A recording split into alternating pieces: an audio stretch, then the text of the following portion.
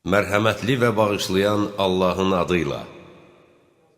Nəhcül bəlağa. İman 4 dirək üzərində möhkəmlənib. Səbr və dözümlülük, yəqinlik və inam, ədalət və insaf, cihad və çalışqanlıq. Səbr 4 növdür: arzu, qorxu, pərhizkarlıq və intizar çəkmə. Buna görə də cənnət arzusu olan kəs nəfsi istəkləri unudar və onlara göz yumar. Dünyada pərhizkar olan kəs qəm-qüssəni yüngül sayar. Ölüm intizarında olan kəs yaxşı və xeyrxalq işlərə tələsər. Yəqin də 4 növdür: zirəkcəsinə göz açıqlıq, həqiqətlərə çatmaq, başqalarından ibrət götürmək və keçmişlərin yolu. Zirəkcəsinə göz açıq olana düz yol aşkar olar. Hikmət və düz yol aşkar olan kimsə müxtəlif hadisələrdən ibrət götürməyi öyrənər. İbrət götürməyi öyrənən kəs keçmişlərin arasında olmuş şəxsə bənziyir. Ədalət də 4 növdür: düzgün anlamaq üçün diqqətlilik, elmin həqiqətinə çatmaq, yaxşı hökm çıxarmaq və dözümlülüyü möhkəm saxlamaq. Buna görə də şəxs diqqət edərək düzgün başa düşsə, elmin həqiqətini əldə edər. Elmin həqiqətini əldə edən kəs din qaydaları əsasında hökm çıxarar. Səbirli və dözümlü olan kəs isə öz işində səhlənkarlıq etməz və xalq arasında yaxşı adla yaşayar. Cihad da 4 növdür: yaxşılıqlara əmr etmək, pisliklərdən çəkindirmək, danışıqda düzlük və pis əməl sahibləri ilə düşmənçilik. Beləliklə, hər kim yaxşı işlərə əmr etsə, möminlərə qoşularaq onları gücləndirib. Pis işləri qadağan edən kəs münafiq və ikiyüzlülərin burunlarını torpağa sürtüb.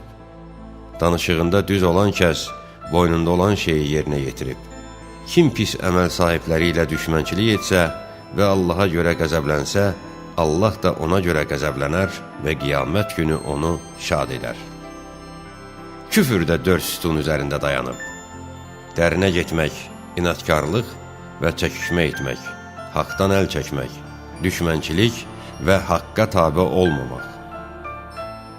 Dərinə gedən kəs düz yola ayaq basmayıb. Nadanlıq üzündən çox inatkarlıq göstərib, çəkişməyə düşən şəxsin haqqa qarşı kör olması həmişəlikdir. Haqdan əl götürən şəxsin yanında yaxşılıq pislik, pislik isə yaxşılıq olar və o, azğınlıq sərxoşluğu ilə məst olar. Düşmənçilik edərək, haqqa tabe olmayan kəsin yolları çətinləşər, işi ağırlaşar və çıxmaq yolu daralar. Şək də 4 növdür: söz güləşdirmək, qorxmaq, sərgərdanlıq və təslim olmaq. Mübahisə və söz güləşdirməyi özünün adəti etmiş kəsin gecəsi gündüz olmaz. Qarşısındakı şeyin qorxutduğu kəs arxaya qaydar. Kim şübhə içərisində avara və sərkərdan qalsa, şeytanların ayaqları onu tapdaq edər. Dünya və axirəti məhv etməyə təslim olan kəs, dünya və axirətdə məhv olar. Dünya əhli yuxuda olduğu halda aparılan karvan kimidir. Dostları əldən vermək qürbətdir. Azı bağışlamaqdan utanma, çünki ümidsiz qoymaq ondan da azdır. İffət, yoxsul və kasıbın zinət və bəzəyi, şükür etmək isə varlının yaraşığıdır.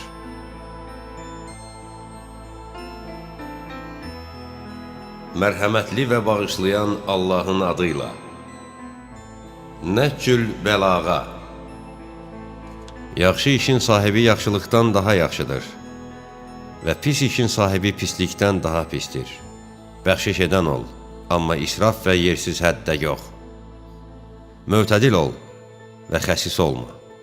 Varlılıq və zənginliyin ən üstünü arzuları qəlbə buraxmamaqdır. Kim xalqın inciməsinə səbəb olan şeyə tələssə, onun barəsində bilmədikləri şeyi danışarlar. Arzusunu uzadan kəs əməlini pisləşdirib. Oğul canım, məndən 4 və 4 şeyi yadında saxla ki, onlarla gördüyün heç bir iş sənə zərər gətirməz. Var dövlətin ən üstünü ağıldır. Ən böyük yoxsulluq ağılsızlıqdır. Ən böyük qorxu xudpəsəndlikdir. ən üstün böyüklük xoş xasiyyətlilikdir. Oğul canım, axmaqla dostluq etməkdən çəkin, çünki o, sənə xeyir vermək istəyər, amma ziyan vurar. Xəsis adamla dostluq etməkdən çəkin, çünki o, çox ehtiyacın olan şeyi səndən əsirgəyər. Pis əməl sahibi ilə dostluq etməkdən çəkin ki, o səni lap az şeyə satar. Çox yalan danışan adamla dost olmaqdan çəkin ki, o uzağı yaxın və yaxını uzaq edən ilğım kimidir. Müstəhəbbi əməllər vacibata zərər yetirəndə, onların vasitəsilə Allahın rəhmətinə yaxınlaşmaq rəva deyil. Ağıllı adamın dili qəlbinin arxasındadır. Axmağın isə qəlbi dilinin arxasındadır. Allah xəstəliyi günahlarının silinməsi edib. Buna görə də xəstəlik üçün savab yoxdur. Amma günahları aradan aparır və onları yarpaqların tökülməsi kimi tökür. Savab və mükafat dillə danışmaqda, əl və ayaqla olan əməllərdədir. Nöqsan sifətlərdən pak və uzaq olan Allah bəndələrindən istədiyini niyyətinin paklığı və batininin saflığına görə cənnətə daxil edər. Əgər bu qılıncımla möminin boynunu kökündən vursam ki, mənimlə düşmən olsun, düşmənçilik etməyəcək. Həmçinin əgər bütün dünyanı münafiqin başına töksəm ki, məni sevsin, sevməyəcək. Təhsil görməmiş Peyğəmbərin dilində belə cari olub ki, ya Əli, mömin səninlə düşmən olmaz və münafiq səni sevməz. Allah yanında səni qəmləndirən pis iş səni məğrurluq və öyünməyə vadir edən yaxşılığından daha yaxşıdır.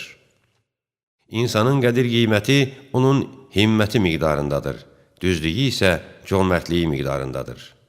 Həmçinin onun şücaət və cəsurluğu şərəfinin qədərində, çirkin və nalayiq işləri ar bilməsi miqdarındadır. Eləcə də namus və isməti qeyrəti qədərdir. Qələbə uzaq görənliklədir. Uzaq görənlik fikri işə salmaqladır. Fikir isə sir və gizli şeyləri qorumaqladır.